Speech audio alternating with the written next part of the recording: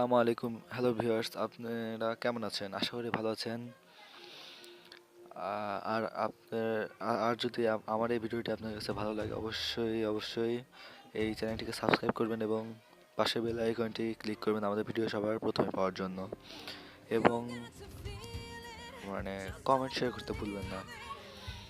আজকে আমি আপনাদের যে টপিক নিয়ে কথা বলতে চাচ্ছি সেটা হচ্ছে সামনের স্পিকার দিয়ে আপনারা কিভাবে গান শুনবেন। আপনারা হয়তো জানেন না যে সামনে স্পিকার দিয়েও কিন্তু গান শোনা যায়।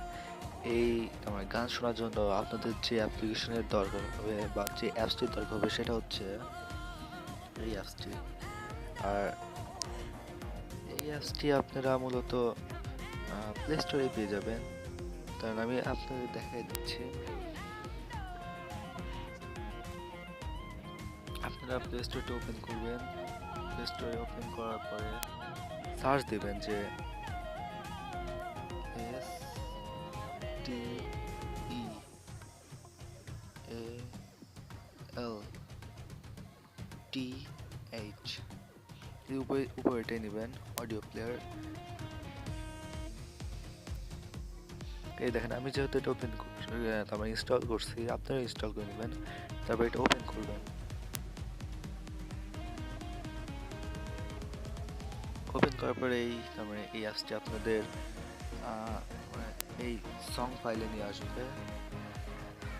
এই যেখানে আপনারা গান টান থাকে, এই গানে নেওয়ার পর আপনারা যে কোনো একটি গান চুজ করবেন।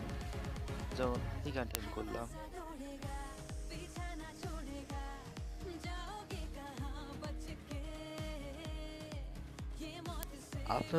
আপনারা হয়তো বুঝতে পারছেন না, কিন্তু আবার শুনতেও পারছেন না, কিন্তু আবার শুনতেও পারতে পারেন, আমি শিওর না, কিন্তু আমি কিন্তু ঠিকই শুনতে পাচ্ছি যে আমার এই পিছনে স্পিকার দিয়ে গান আর বাজছে না এখন। তো পুরো সামনে স্পিকার দিয়েই গান বাজছে। আপনারা খুব সহজেই এই অ্যাপ্লিকেশন দিয়ে তার এই সামনে স্পিকার দিয়ে গান বাজাতে পারেন। এতে আপনাদের যে সুবিধা হবে সেটা হচ্ছে আপনাদের ইয়ারফোনের দরকার পড়বে না, কারণ সামনে স্পিকার মূলত ওরা ভালো যারা ফোন তৈরি করে তারা ভালো করে না। খুব লো স্পিড, খুব লো সাউন্ড হয়। তার জন্য এই অ্যাপ্লিকেশনটি খুব গুরুত্বপূর্ণ। অবশ্যই আমার চ্যানেলটিকে সাবস্ক্রাইব করবেন এবং আপনারা সবাই ভালো থাকবেন। আসসালামু আলাইকুম।